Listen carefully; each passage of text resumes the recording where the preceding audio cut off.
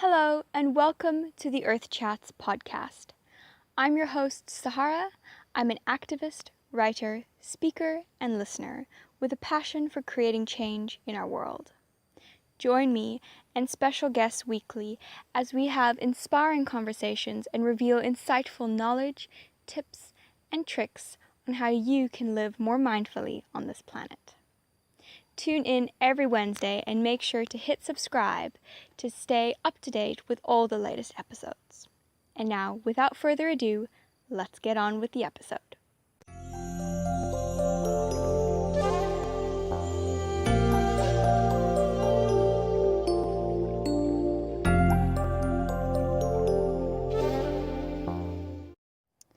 Our special guest today is Tonya Schofield, a fellow changemaker, upcycler, and creative, running her own business and doing her thing right here in NANAZULU. Welcome to Earth Chats, Tonya. Thank you very much. It's lovely to have you on the show. Thank you. Now, you are a fellow maker of things, upcycler. Yes. So why don't we just start off and tell us a bit about yourself? Okay, well, hello. Thanks for having me. Well, I grew up in KZN and I've been living in NANAZULU for 29 years, so it's been a good portion of my life. I love being near nature, so I believe NANAZULU is the right place for me. When I was a little girl, I grew up in a nursery in KZN, and so I would sit amongst the flowers and draw the plants and feed the birds, and so I've always been attracted to that kind of thing. So best place to be where we are now. For sure. So you run your own business called NANAZULU. Yes. And you create these beautiful snap bags from colorful shui fabric. Can you tell us a little bit about NANAZULU and how and when you started it and what the inspiration was behind it? Okay, well, NANAZULU started after the NANAZULU fires. I had read a book during the December holidays when my office work shut down, and that was Robin Sharma's The Monk Who Sold His Ferrari, and it was telling me about how you should follow your passion. And I'd worked all the years in an office job, and I just couldn't do it anymore. So I saved up 3 months' salary and I read the book, and that was me. I was going to be this textile kind of designer in the area. And then the fire came and burnt all my fabric, and there was nothing left of it. And the people that had housed the different fabrics, which were all upcycled saris and things like that, it was all gone. So suddenly I had to make a plan, and a friend came along and showed me this little bag. It wasn't the nicest fabric. It was a bit smaller, and as I saw it, I thought, oh, this is awesome. And then I saw that you use tape measures, and I kind of put two and two together, and it was, oh my gosh, these would normally land up in the landfill. And we then decided to do shui or shwe. And it's kind of been a 3-year journey from there, but definitely a catalyst from a book and the NANAZULU fires. That is very inspiring. It's like you always hear these stories of like this person read a book or they watched a show and then suddenly bang, life changed. Yes, and that was that. So I'm not too sure my boss was very happy at the time when I handed in my resignation of 3 months. But I thank them for the opportunity, but it was just time to do something different, and has moved in an awesome way. So I wanted to actually talk about now the tape measures. Yes. Because this is like, so basically Tonya uses old broken tape measures in her snap bags. Correct. So that's the opening and snap the part of the bag. So where did you get the idea to use this, waste resource? Was it from, you sold that? Yes, it was from that friend, whose mum was an old lady, and she was a quilter, and she made this in her spare time. Okay. And that's when I saw it and I thought, oh, okay, this can work. So she had the idea, And then I basically do the designing Yeah. of the fabrics. But yeah, things are growing, and Yes. I don't want to have her spending all day, every day making bags. So does she make them? She makes them. So it's all been It's very local. organic kind of process. Very much so. Wow, that's amazing. She's a local lady. The label is printed here in Knysna. Yes.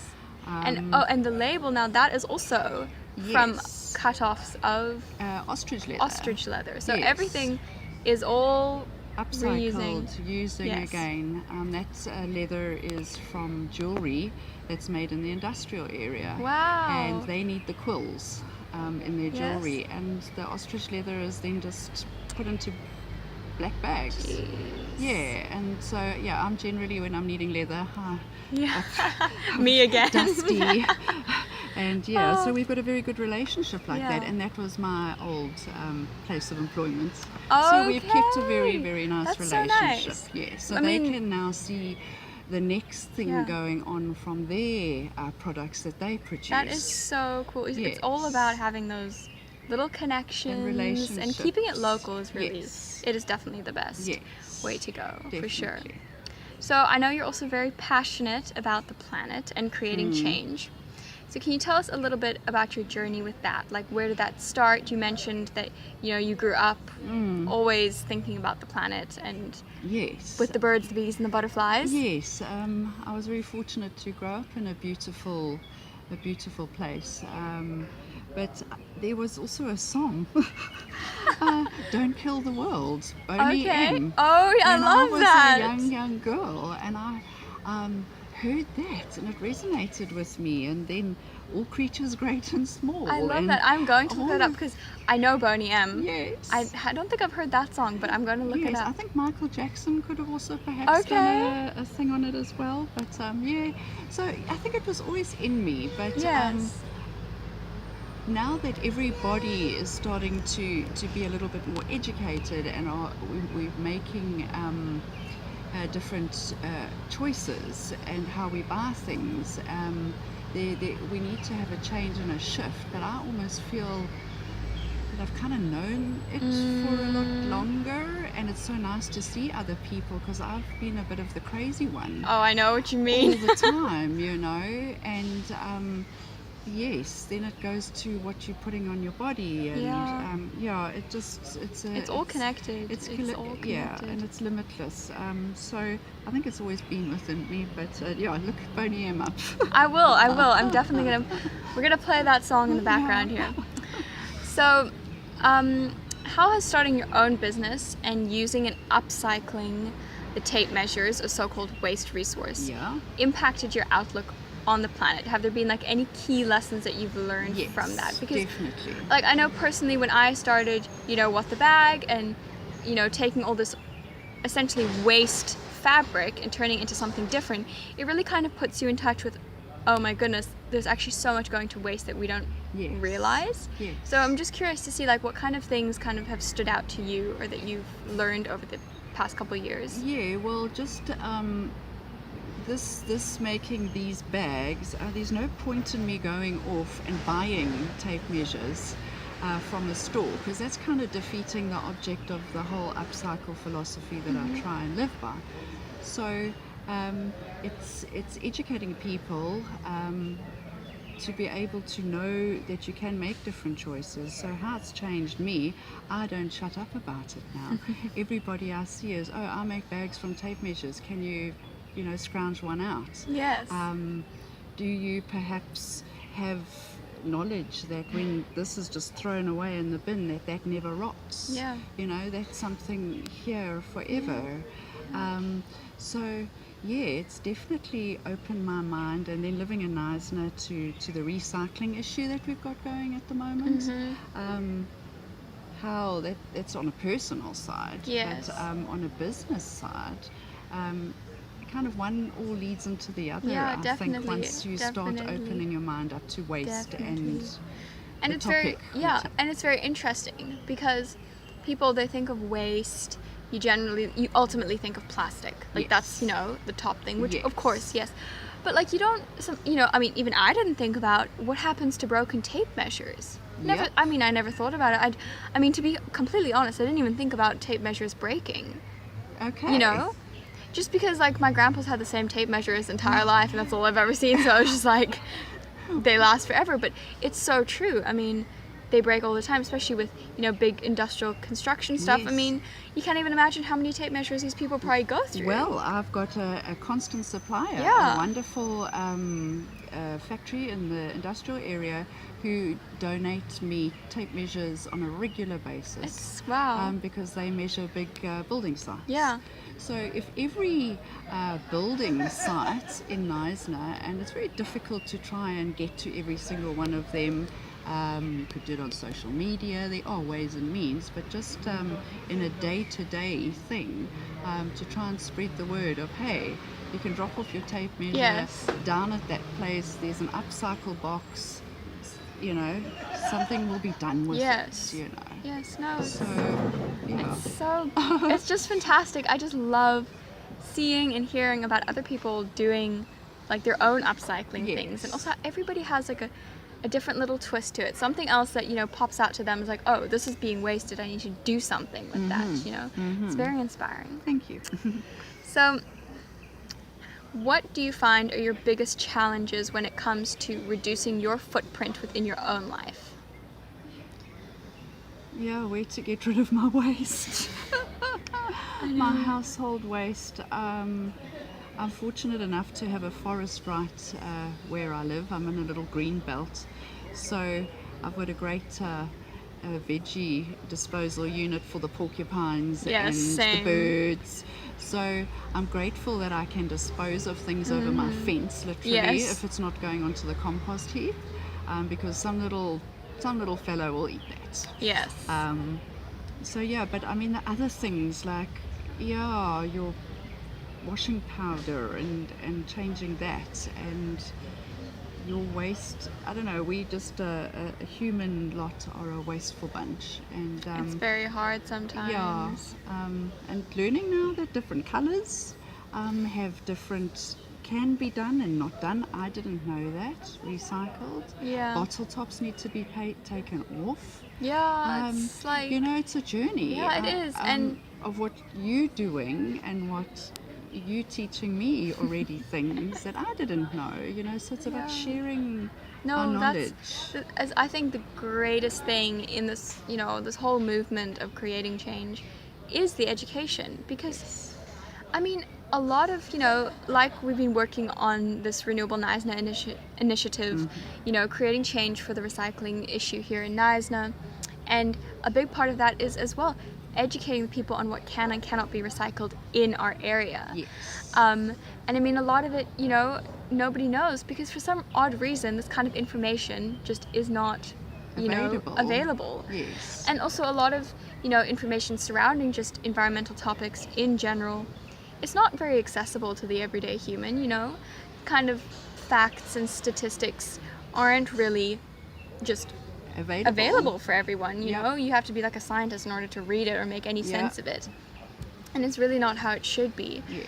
And I think that what's so great now is that there's more and more like-minded people coming together and sharing stuff, sharing their knowledge, and it's really about learning from each other. Yes. Because everybody has different experiences, and those experiences have the greatest knowledge in the end. You can't really read everything from a textbook. No, you cannot. And also social media is great, and we've got all of this technology at our fingertips. But what are we leaving behind? What does that technology leave behind? Already in space, I mean, I see the beautiful night sky, and I've made it my little evening thing to look up at the stars, and I spotted 8 satellites the other evening, just passing by in all different directions. So there's waste out there too, but let's just deal with this. Let's not start on the waste. topic of space junk, people. No, for sure. So, in terms of running a business, do you find it hard to create a beautiful product and earn a living, but at the same time remain conscious of the planet and create as little of a negative impact as possible? I think you can. I think I'm able to. My carbon footprint is really reduced as much as possible because I make a mindful effort. It's part of the philosophy of what NANAZULU is.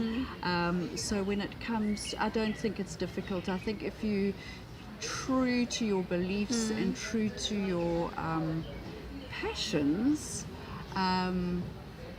you know, it will be okay. Yeah. So again, reading that book changed that. Yes. You know,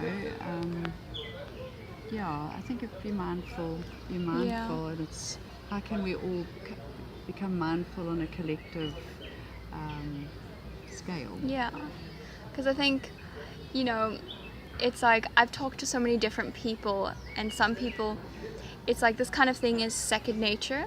Like for you, for me, like you kind of, it's like this thing where you being mindful of the planet doesn't take extra effort, if that makes sense. Whereas kind of like, you know, well obviously, you know, you're going to think of some way to do something so that you can avoid having that waste. Yes. Whereas for other people, and it's very interesting, is that, you know, they might find it really hard to make that kind of commitment, or, you know, like, oh great, shoot, like, you know, I forgot my shopping bags, for example, you know.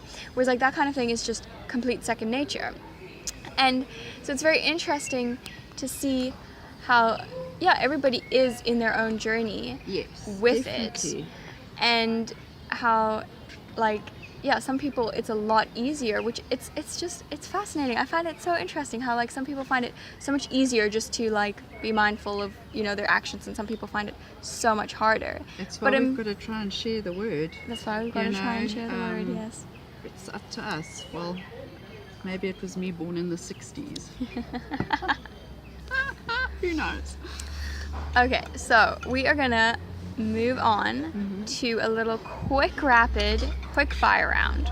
Okay. What does the typical day in the life of Tonya Schofield look like? Coffee. Coffee. First thing, I generally get bought that by my husband. Very nice. Very nice. I don't get out of bed really if I don't get my coffee.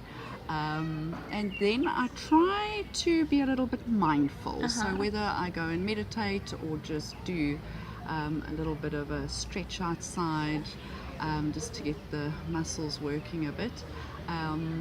I feed the fowls. Oh, we nice. have got a lot of bird life at home. Okay. So, wild bird life, or wild like bird life that have become like the grandchildren. Yes. Yes, and then I look at the diary really and see what's on the diary for the day, and that could be ordering fabric, it could be looking for tape measures, going to get leather, networking, answering emails, admin. I also do my husband's books, so that keeps me busy, and I'm a grandmother, so that keeps me busy with the odd Skype call and all of the rest. But then try and get a walk in. Exercise, very good for you. We have to do it. Yes. I think that helps with mindfulness, maybe. For sure. You know, It keeps your head clear as well. you know, so even if it is just 10 minutes, you can call it a sun salutation, you can call it a stretch, you can call it a whatever. Just try and just be with yourself for a little bit. And then it's the day takes you, and then life takes you. Life takes you, and you look and you think, oh my goodness, I haven't spoken to Sahara today, and I haven't met her, and her life's taking her, and so we all ramble on. But it's a busy day. It's a busy day. It's a busy day. Yes. What is one of the biggest lessons that you've learned, and it doesn't have to be career related? You've got to take charge of your life. I like that. I like that. Yes. Definitely a lesson I've learned as well. Yeah? Yeah, for sure. Yeah. Definitely. Nobody else is. You're a young lady, but nobody owes us anything. Yes. Life doesn't owe us anything. and we got to make it happen. Yes. So if you're going to be expecting for it to just fall in your lap, well, Then it might never it happen. might never happen. Yes. But yeah, I think only you can do it, and in anything. I like that. Yeah. Cool. On the top of your head, what are 3 things you're grateful for in this moment? A roof over my head, and food in my tummy, and my health. Because I think without those basic needs met, one can find it very difficult to survive Yeah. on this planet. For sure. You know, yeah, and family. But that's kind of as close knit and as simple as it is. Yes. I'm grateful to have a business and all of that, but I think going back down to basics. Yeah. My little basic needs have been Basic met. needs, Yeah. yes. That's So good. I'm grateful. Good. Nice. If we had one day to save the planet, what 3 things dear. would we need to do? Well, I think from the horticultural sort of background on the nursery and all that seeds, I think Yes. plants and seeds, you know, we've got to, I don't know what catastrophe we're busy talking about here, but we've got to try and save something to take it and grow it somewhere else. That's if they are able to be grown. Probably water. I mean, without water, those seeds won't grow. So, but hey, who knows how polluted it is? So Yeah. I definitely think water and coffee. Coffee. Drink your cup of coffee before the world ends. Yeah, drink a cup of coffee. I don't know what the third one would be. My family, Your my family. cats. Your cats. Yes. A cat person as well, just Yes. like me. Well, yeah, all animals, I suppose. And Yes. it could be a bit like the story of Noah's Ark. Noah's you know? Ark. Yeah, I don't know. Tonya's but Ark. Tonya's Ark. Well, there'll definitely be guinea fowl on there. That's for Yes. sure. Okay, almost at the end. Okay. What piece of advice or actionable step can you give our listeners to help them reduce their impacts on the planet? I think we need to read more and have access to knowledge. So going back to what we were chatting about education, it's not up to the municipality to educate us. It's not up to your neighbour. You've got to do it. So I would say, if you're at all concerned about the future of your grandchildren or your nieces and nephews and just people you love, we need to do something, each and every one of us. Yes. So yeah, be the eco warrior. It's up to us. We have we can't leave it to anybody else to do. For sure. So yeah. Be your own change maker. There we go. I think that would be a good title. Your own change maker. Yeah. Now, to wrap up, Yes. where can people find your snap bags and follow the work that you do with NANAZULU and get their own snap bags? Where are your outlets? Okay, so outlets all around Knysna.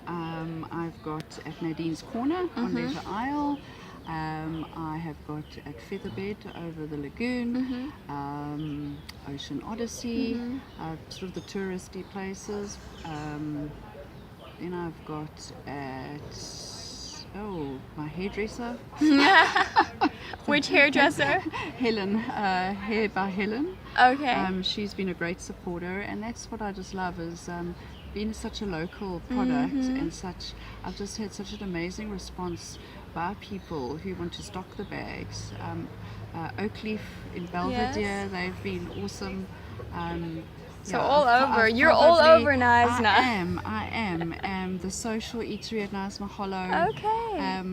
So they and there's social media. I mean, I'm on Instagram. So do you have an online shop, or is it just on? That is the aim. Okay. That is what I'm really wanting to aim for. So for now, you're on Instagram and Facebook. Yes, At Pinterest at NANAZULU at Creations. NANAZULU Creations. Cool. Yes, and We will link that. Thank you, or hashtag snapbag. Hashtag snapbag. Yep. Cool.